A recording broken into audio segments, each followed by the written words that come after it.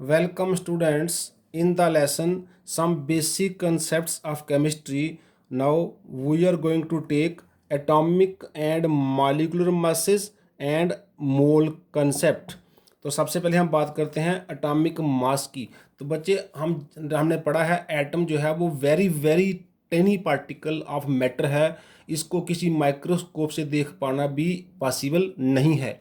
तो इसका जो नॉर्मल मास अगर हम देखें तो इतना सो स्मॉल है कि cannot be measure, we cannot measure the mass of single atom.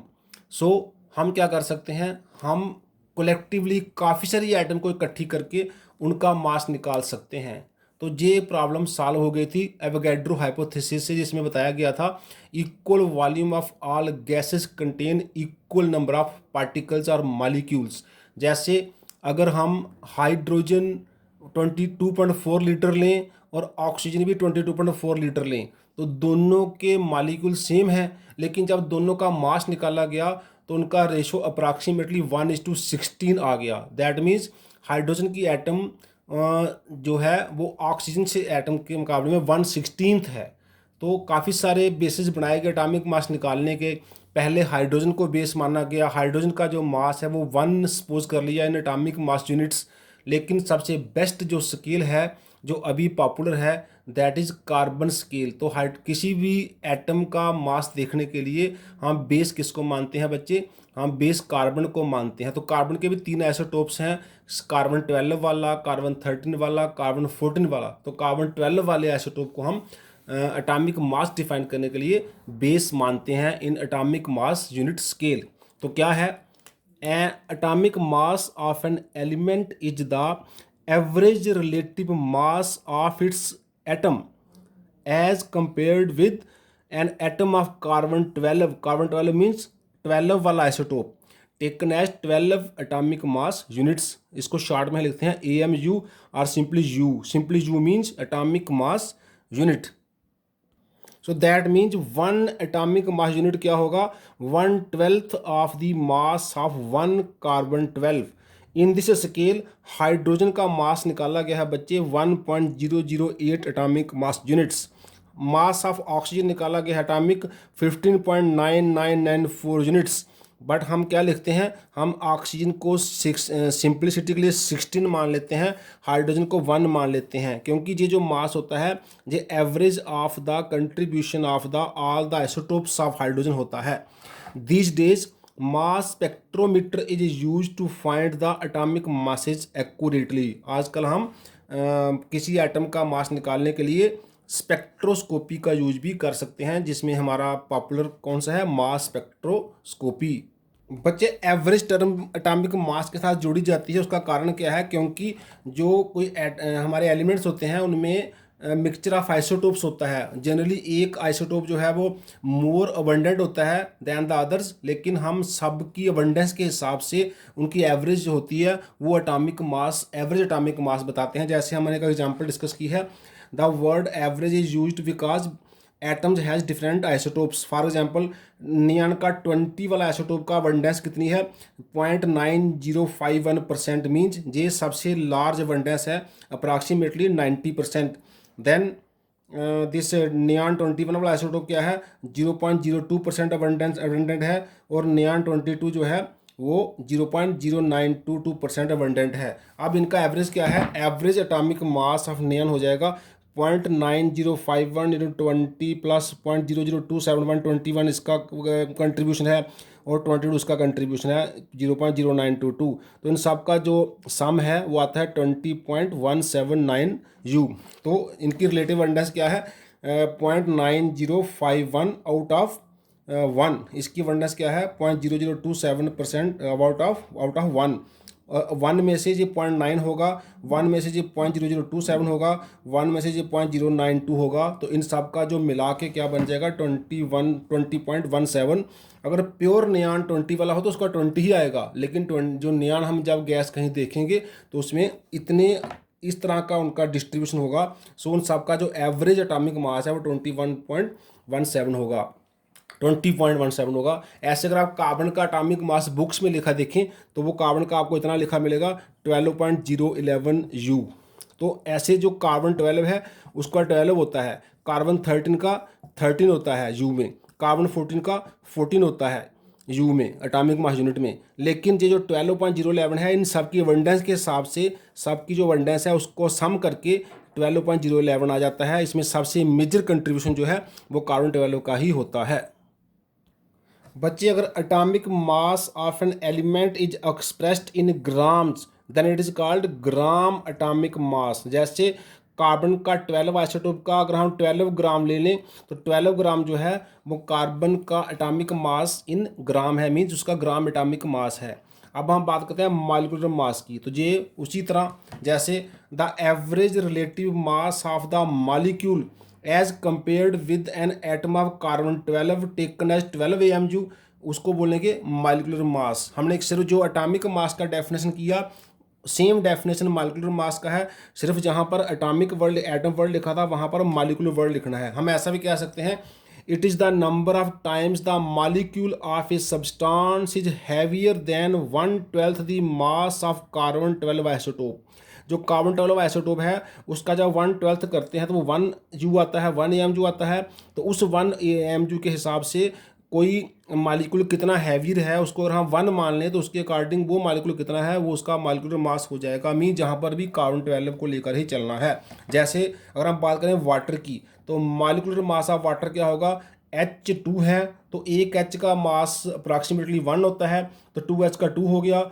O का मास 16 होता है तो 2 + 16 18U और अप्रॉक्सीमेटली इसका मालिक्यूलर मास हो गया वाटर का। अगर आप एग्जैक्ट लिखना चाहें तो हाइड्रोजन का 1.008, ऑक्सीजन का 15.994 लिख के भी निकाल सकते हैं, वो अप्रॉक्सीमेटली 18U आता है। ऐसे ही ग्राम मालिक्यूलर मास, जब हम इस मालिक्यूलर मास को जैसे अगर हम ग्राम में ले लेंगे तो वो ग्राम मालिक्यूलर मास हो जाएगा। ऐसे हम कह सकते हैं कि gram molecular mass of water is 18 grams. So molecular mass of a material expressed in grams is called gram molecular mass. For example, gram molecular mass of water is 18 grams. बच्चे हम बात करते हैं मोल कंसेप्ट की। इसको समझने के लिए साइंटिस्ट ने क्या किया, डिफरेंट टाइम पे डिफरेंट एक्सपेरिमेंट्स किए। जैसे उन्होंने से H2 का 2 ग्राम ले लिया एक सिलेंडर में, O2 का 32 ग्राम ले लिया एक सिलेंडर में, Ne नियॉन गैस का 20 ग्राम ले लिया एक सिलेंडर में। तो क्या क्या कर रहे हैं साइंटिस्ट, वो जितना उसका मॉलिक्यूलर जो एटॉमिक मास है उतने ग्राम की गैस जो है एक सिलेंडर में ले रहे हैं। वो सिलेंडर तीनों कैसे हैं या जितने भी सिलेंडर हैं वो कैसे हैं, उनकी सबकी कैपेसिटी सेम है, सबका वॉल्यूम सेम है और कंडीशन भी सेम है, सबका नॉर्मल टेम्परेचर प्रेशर की कंडीशन जो है वो सबकी कैपेसिटी सेम है। तो क्या देखने में आता है, इनका वेट चाहे अलग अलग है लेकिन तीनों सिलेंडर में जो उस गैस का प्रेशर है वो सेम देखते हैं। At same temperature same volume the pressure becomes the same when we are having this molecular mass time gram molecular mass of the those gases. तो ये तभी पॉसिबल है बच्चे, इसका भी प्रेशर सेम, इसका भी प्रेशर सेम, इसका भी pressure same, at same temperature same capacity, वो तभी पॉसिबल है अगर जितना इसके मालिक्यूल हैं उतने ही इसके मालिक्यूल हैं, उतने ही इसके मालिक्यूल हैं। अगर तीनों के मालिक्यूल सेम हैं, चाहे उनका वेट डिफरेंट है लेकिन सबका वॉल्यूम कितना है, से 22.4 लीटर है सबका वॉल्यूम और सबका प्रेशर भी सेम आ रहा है, तो ये शो करता है सब में सेम नंबर ऑफ पार्टिकल्स हैं। इसमें जितने H2 होंगे इसमें उतने ही O2 होंगे, इसमें उतने ही नियॉन के पार्टिकल्स होंगे। तो वो जो पार्टिकल हैं वो इक्वल टू देखेंगे एवोगैड्रो नंबर। तो सबसे पहले हम समझते हैं व्हाट इज एवोगैड्रोज नंबर। तो क्या है बच्चे, the number of atoms present in 1 gram atom of the element और the number of molecules present in 1 gram molecule of the substance is called Avogadro's number. अगर एटम की बात करें तो 1 ग्राम एटम में जितनी एटम है, अगर मॉलिक्यूल की बात करें तो 1 ग्राम मॉलिक्यूल में जितने मॉलिक्यूल हैं उसी को बोलते हैं एवोगैड्रो नंबर। और इसकी वैल्यू जो है कैलकुलेट की गई है 6.022137 10⁻23 एटम्स और मॉलिक्यूल्स। अप्रॉक्सीमेटली हम इसको लिखते हैं 6.022 into 10⁻23 particles. This value is called 1 mole also. इसी को 1 मोल कहते हैं। जब किसी में इतने पार्टिकल होंगे हम कहेंगे उसमें 1 मोल ऑफ पार्टिकल हैं। तो बेसिकली मोल जो है वो अमाउंट ऑफ सब्सटेंस की हम यूनिट यूज़ करते हैं, क्योंकि एटम इतनी स्मॉल होती है कि उसके इतने पार्टिकल भी हमारे पास थोड़े से ग्राम, जैसे हाइड्रोजन का 2 ग्राम जो है वो इतने पार्टिकल हो जाएगा, नियॉन का 20 ग्राम जो है वो इतने पार्टिकल हो जाएगा। जो हमारी डेली रियल लाइफ में चीज़ें हैं उनके लिए ये टर्म नहीं है, क्योंकि उसमें इतने पार्टिकल लेना पॉसिबल नहीं हो पाता है। अगर हमने इतने बनाना लेने होंगे तो वो हम अर्थ पर रख भी नहीं सकते हैं। तो एटम इतनी स्मॉल है कि इतने सारे लार्ज लार्ज पार्टिकल भी थोड़े से ग्राम में ही बनते हैं। तो अमाउंट ऑफ सब्सटेंस के लिए मोल यूनिट जो है वो रखी गई है, हमने स्टार्टिंग में पढ़ा था यूनिट वाले ऐसा यूनिट वाले टॉपिक में। So we can say that a mole of hydrogen जो है उसमें 6.022 10⁻23 मॉलिक्यूल्स ऑफ हाइड्रोजन है, तो वो कितने हैं, सिर्फ 2 ग्राम है, ओनली 2 ग्राम्स। ऐसे मोल ऑफ नियॉन में कितने हैं, 6.022 10⁻23 एटम्स ऑफ नियॉन है, और नियॉन का वेट 20 पॉइंट समथिंग है, तो अप्रॉक्सीमेटली कितना है, 20 ग्राम। ऐसे ही अगर हम वाटर की बात करें तो वाटर का मास कितना होता है, 18 मालिकुलर मास इसका 18 ग्राम है। तो अगर हम 18 ग्राम वाटर लेंगे तो 18 ग्राम वाटर में वाटर के कितने मालिकुल्स होंगे, 6.022 10⁻23 मालिकुल्स ऑफ वाटर। मीन्स जिसका जितना एटॉमिक मास है, जो मालिकुलर मास है, उतने ग्राम लेने पर हमें जो वैल्यू मिलेगी वो 6.022 10⁻23 उसके जो एटम होंगे, जो मालिकुल, जो पार्टिकल, आयन जो भी होंगे, और वही 1 मोल कहलाएगा। तो हमारे पास मोल की अलग अलग डेफिनेशन हम बना सकते हैं, जैसे a mole is defined as that amount of substance which has mass equal to gram atomic mass of the substance, या फिर दैट इज एटॉमिक और gram molecular mass of the substance in if the molecule is molecular, if the substance is molecular. तो अगर substance atomic है तो ग्राम atomic मास मोल होगा, अगर substance molecular है तो ग्राम मॉलिक्यूलर मास जो है वो मोल होगा। ऐसे हम ऐसे भी कह सकते हैं, a mole is amount of the substance which contain Avogadro's number of particles of the substance. जब किसी सब्सटेंस के हमारे पास एवोगैड्रो नंबर ऑफ पार्टिकल होंगे 6.022 10⁻23 उतने पार्टिकल होंगे, तो वो उतने अमाउंट ऑफ सब्सटेंस मोल हो जाएगा। हम गैस के लिए ऐसे भी कह सकते हैं, a mole is defined as amount of the gas which has volume equal to 22.4 litres at STP standard temperature pressure condition पे 22.4 लीटर जब हम किसी गैस का वॉल्यूम लेंगे तो वो 1 मोल के इक्वल हो जाएगा। रियल सेंस में मोल क्या है, a mole is the amount of substance which contains as many elemental entities as there are atoms in exactly 12 gram of carbon 12 isotope. क्योंकि हमने एटॉमिक मास को, मॉलिक्यूलर मास को define करने के लिए जो बेस लिया था एटम, वो कार्बन 12 आइसोटोप लिया था, इसलिए कार्बन 12 आइसोटोप का अगर हम 12 ग्राम लेंगे तो उसमें जितनी एटम होंगी कार्बन 12 की वो हमारा मोल हो जाएगा, और वो उतनी ही होंगी जितना एवोगैड्रो नंबर होगा। जैसे mole of 1 mole of carbon 12 क्या है, 12 ग्राम।